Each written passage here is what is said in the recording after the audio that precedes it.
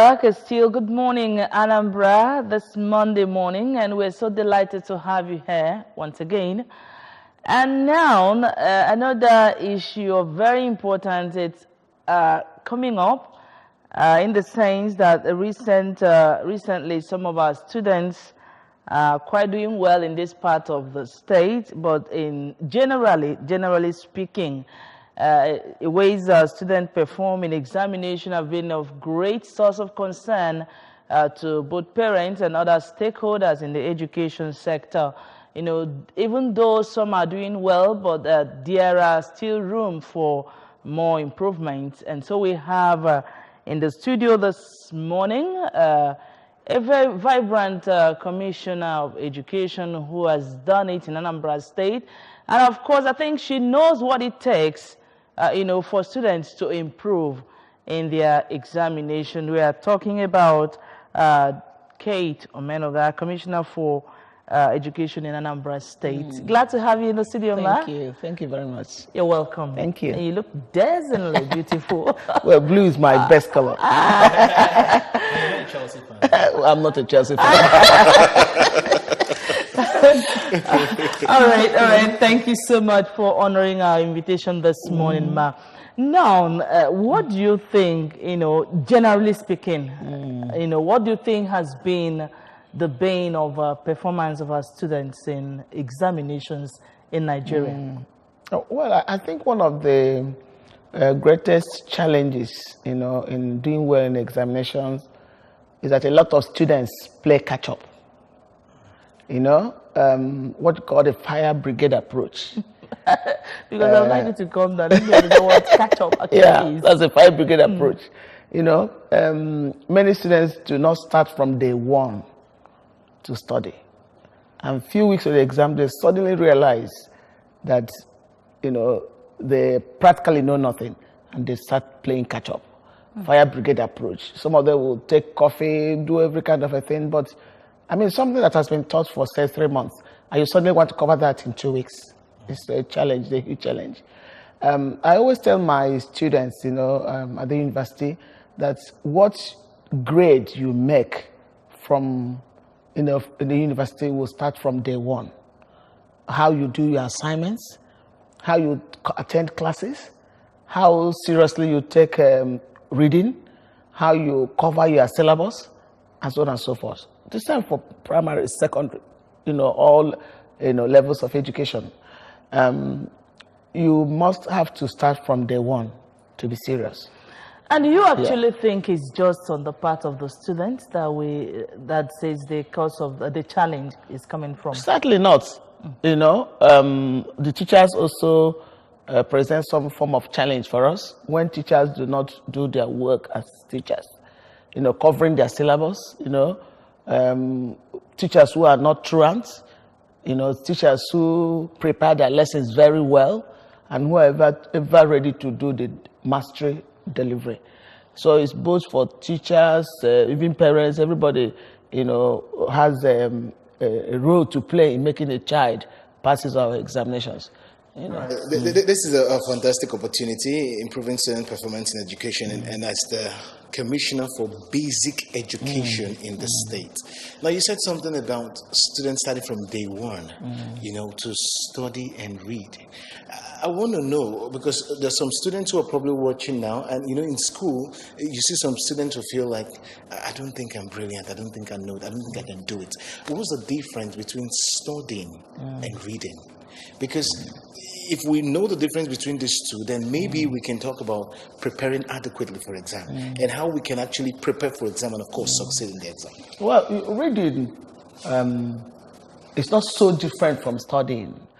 The only difference to me is that when you study, you need to sit up. Like I tell students, you can't pass your examination by lying on the bed to read.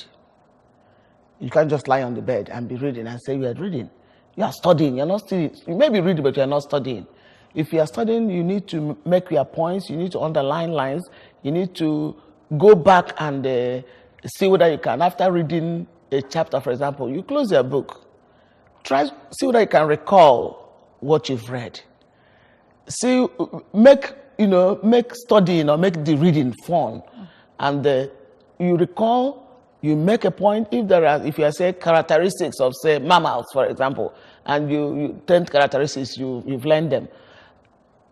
You shut your book and see whether you can recall how many you were able to recall. And when you do that, it sticks to your memory. That's actually, you are sitting there, you are studying for a purpose, you are reading for a purpose. You can take up a book and be reading, but studying, when you are studying, you are reading for a purpose, say, to pass an exam. You talked about a fire brigade approach. And now I know during my days in the university, you said something that the results someone probably comes out with at the end of his stay in school. Starts from day one. It starts from day one. Yeah. Now, is that really the case still now? Because while I was in the university, you talked about the fire brigade approach, something they've taught for months, and all of a sudden in 1 week, in 2 weeks, you just probably want to get them into your head and go and write the examination. These days, it looks as if most people in the university, what they do so well to probably pass their exam is to cram. They get to cram, like you talked about the fire brigade approach, and you see there are people who even cram within these 2 weeks and still go and pass examination. They're still part of, succeeding, in exam performance. Well, let me say that in the university, most times cramming doesn't work, because what you are given is mostly application questions. Application questions. I mean, there are order of questioning. You can have the basic recall. When you cram, it could work. But when you come to that application questions, for instance, you could say something like, how do you think government can improve taxes? Because we were just talking about taxes. How do you think they could improve, using a case study of, say, Anambra State, how would government improve? That's an application question. You may know how, but then you need to domesticate it to say a particular state. You see, it's not about cramming. You can't just cram, something like that. So it's only when you are required to just do ordinary recall. That's when cramming could work. But in the university, it's difficult for anybody to just cram and pass an exam, because it's mostly application. All right. Now, there's this saying, I've had it over time, that students that are helped at home by parents, tend to perform better in school than others. Then do you quite agree with that? And if so, why is it so? Well, I agree with that. It's not just about helping them to study. It's about giving the child confidence, and the child knows that the parents are interested. It's a psychological thing. One, they are learning, from what the parents are. I mean, just yesterday I was discussing with my eldest brother, and we were recalling, those, days. And I was telling the people in my house that I had wonderful parents, because my father was a school principal, and he made me read all the classics while I was still in primary school. Alan Quatermain, King Solomon's Man, Mine, The She Who Must Be Obeyed, The 39 Steps. All those books, I read them in the primary school. And my mother, her own role was to make me, recount, recite poems. The mountain and the squirrel had a quarrel. The former called the latter, let us pry. You are doubtlessly very big. If I'm not so big as you are not so small as I am. Talents differ. All is well and wisely put. If I cannot carry forest on my back, neither can you crack a nut. All right, we'll still get back to you. That's very interesting. But please, let's quickly go on a very short break to bring you some messages. Sorry, Vox Pop. Let's feel the pulse of the people concerning the topic of discussion. We'll be right back, please. Performance should be commitment from the classwork. If they commit very, very well, then they will know what they will write in exams. Then the teachers should be committed to teach them what they thought that would come out in the exam, so that when the students sit for exam, they will not shave. They will very, very steady and do the academic work in the exam time. Parents and teachers need to work hand in hand. Number one, for teachers to inculcate the reading habits in the students. And also when the student gets home, the parents too will, advise their children to read. when necessary. It's not just it's not supposed to be on only teachers. It's supposed to be on parents too. You know, sometimes they don't pay attention to class because sometimes they might don't like the teacher that is teaching them. But so it depends on who the teacher is, how manner the teacher is. So we need to improve the teachers' skills, the training of teachers. Depending on the parents are supposed to take care of their children first of all, to make sure that in Oka here they have different centers. They're supposed to go and register their children so that the children will go to, after the school, they will go to centers and learn more, so that when they go to school examination, they can pass. But when they keep them at home, they will stay at home watching movies, and movies cannot help them. Parents performing their duty when the student gets home, they should be able to check their bags and help them make sure that they do the assignment that they came home with on that particular day. And another way to improve the student performance in examination is class teachers giving students assessment, continuous assessment. Teachers should continue to assess them in the class so that they will be able to know their weaknesses and try to correct them. So that when they get out, they will be able to stand and perform well. And another way they can improve on a student examination, student can improve on it, is by government bringing in reading competition that will help the students to boost their learning activities and help them to, to acknowledge that reading is important. When you tag a prize to reading, they will try to do, they will involve themselves, and they should make it as a club within the school and make it as a competition for the whole school so that they will be able to, get in and do their best.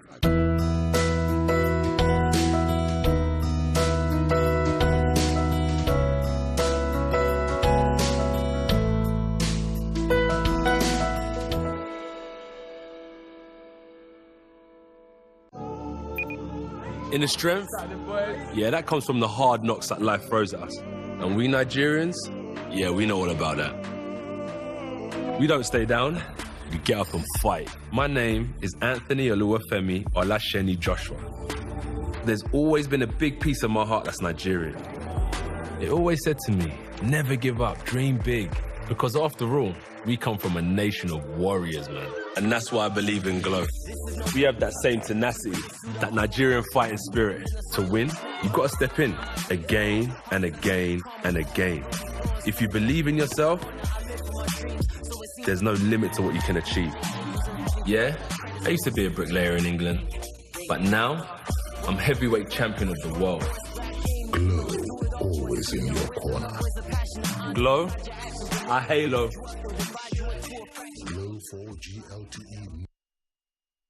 All right, welcome back to the studio. From the Vox Pop, we equally went for some advert. We have to pay the bills. All right, now, Prof, you've actually heard what the people said, but we are going to get back to that after we must have looked at the factors, actually, that I think influence this performance of our students in the school.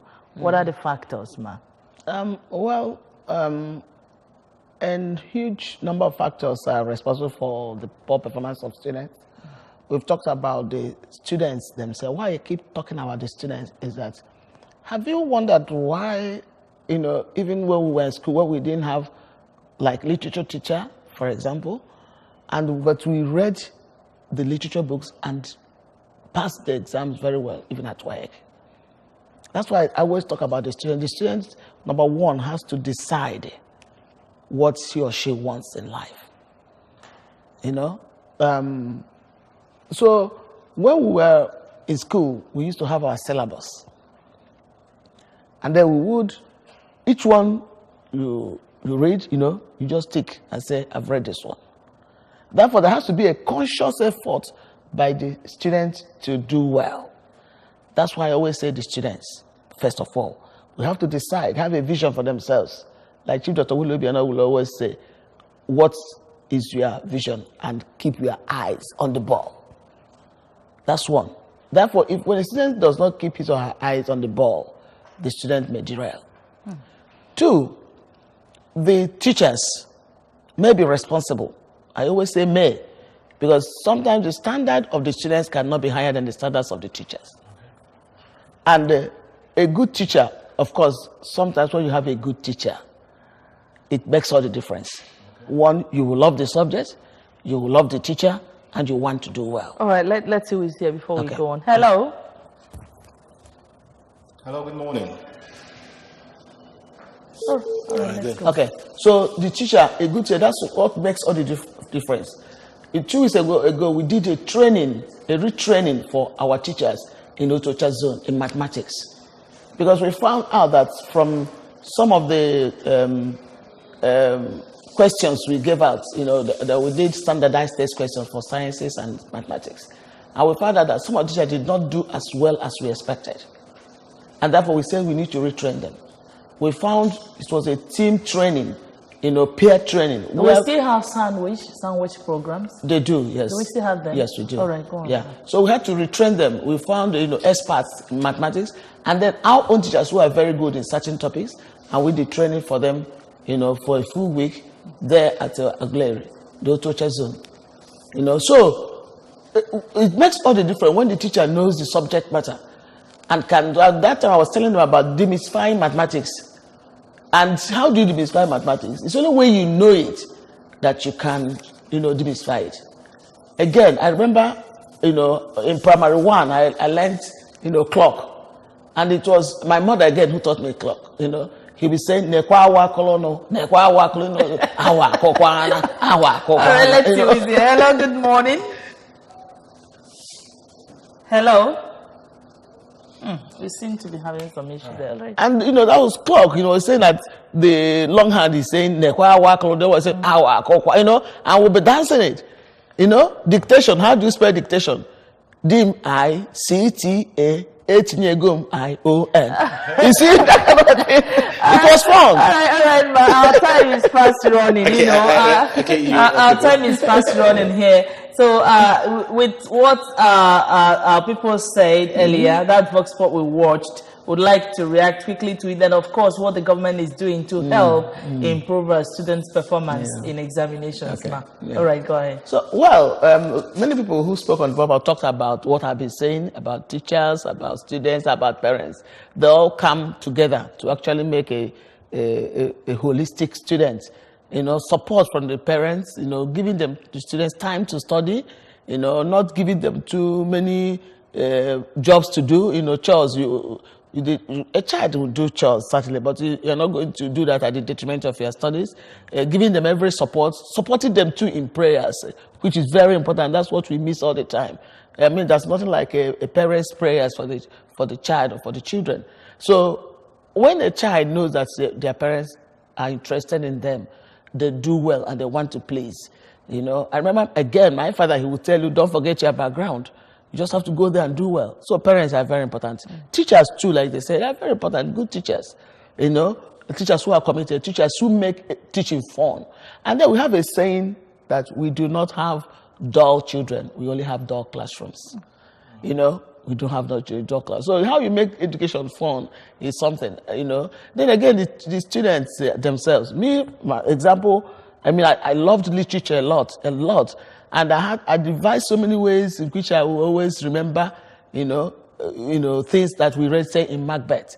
If you ask me to give you a quotation of Macbeth, which I read more than 30, 40 years ago, I still have them. Because I will tell you, your name is Lady Macbeth. You did this. I'll be telling you what you did and reciting what you said in the book. And finally, the government, before we go, what the government is doing? This government of Chief Dr. William Obiano has been fantastic. We've done we started with the association we have, the partnership we have, the Reading Association of Nigeria. They've been with us for the past 3 years. What are we doing? We did what we call Literacy Enhancement Achievement Project, where we taught teachers and students what we call analytical thinking. We taught them transfer of knowledge. We taught them critical thinking, and what that boils down to is that teachers were taught how to make a classroom lively. I went personally and monitored, what the teachers were doing. One of the students told me that they used to call that teacher Ogwola, because each time she came into the class, they would just go to sleep. because she was so dull. She said, "Auntie, I don't know what you did to her. She has transformed." And we don't enjoy her classes. You know, we watch them, a meaning of appreciating the students, you know, energizing them, encouraging them. And it has worked like magic. We started what we call uninterrupted, sustained, silent reading. In all our secondary schools now, we're trying to move that to primary school. Uninterrupted. What does that mean? Uninterrupted, sustained, silent reading. Once a week, anytime, any day of the week, for 20, 30 minutes, everywhere we shut down. Everybody will have something to read. Even if you're a gate man, you must hold a book. If you like, turn it upside down. We don't bloody care.